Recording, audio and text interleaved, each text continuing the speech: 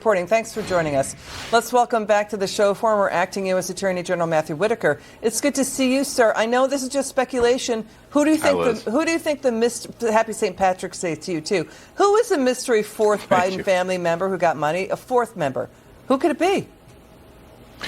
Yeah, I'm guessing it's the other brother, Frank. He seems to be popping up more now that the actual facts are coming out. But, these bank records are great, and I think they're going to help lay out the roadmap as to how the Biden family were all making money off of Joe Biden in elective office, whether as a senator, as a vice president, or, ultimately as a candidate and then president.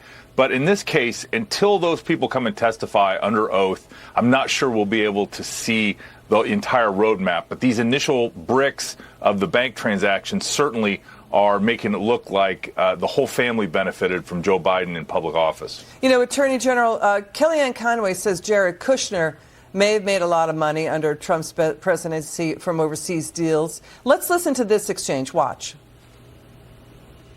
Well, Jared, of course, is the only person I think who's benefited in the billions with a B from the Trump presidency, that's for sure. But look, I think whataboutism isn't going to work here. What he did, showing himself using drugs, using a handgun, that's all possible felony.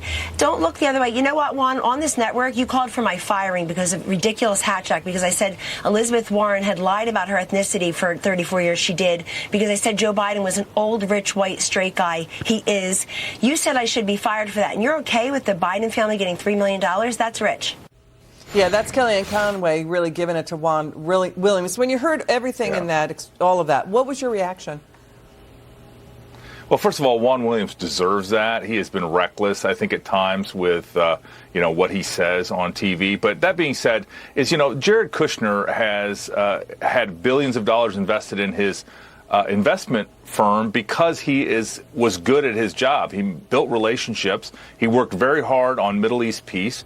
And obviously, a lot of people noticed that. And so he's been able to attract people after he left the White House to, his business. But that being said, this is when Joe Biden, what we were talking about earlier, is when Joe Biden was in office and his whole family was scooping up. It would be, if you remember, let's compare and contrast the Trump family and people like Eric Trump and Don Jr., they swore and didn't do business because their father was president. It's the exact opposite. And so for somebody to take a swipe at Jared Kushner, I think is really a rich stretch. Let's get back to Hunter Biden. His legal team says, finally admits that, he was doing these international business dealings after Hunter Biden has been downplaying this for years. He's saying the transactions were legal. The thing is, the president and the Biden family and Hunter Biden never denied any of the emails and texts on Hunter Biden's laptop detailing their business dealings with Russia, China, Kazakhstan, and more. The statement from the lawyer doesn't deny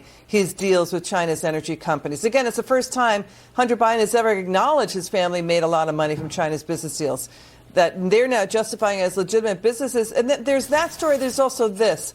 We've also had the lawyer for 6 of the 51 intelligence officials who signed a letter forcefully claiming before the 2020 election that the laptop was Russian disinformation.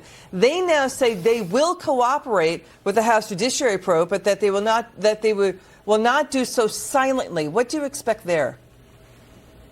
Yeah. Well, 2 things. On the first point, I think China, Ukraine, and others would not have done business with the Biden family if Joe Biden hadn't been in Washington, D.C. since the 70s.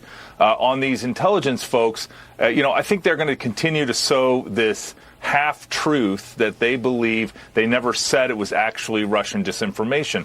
I think they are not being honest with the American people. It is very obvious to me they let Politico and other news outlets use their letter and push back against this laptop, which proved to be 100% true and accurate as Hunter Biden's, now that Hunter Biden is suing, as you mentioned earlier, the repair shop. And so I think that these 51 people need to be held accountable, need to be brought to Congress, and need to be asked difficult questions. And if they want to try to explain themselves, then great. But I think at the end of the day, we all know what that story was able to do because these 51 intelligence professionals came out. Matthew Whitaker, thanks for joining us. It's good to see you.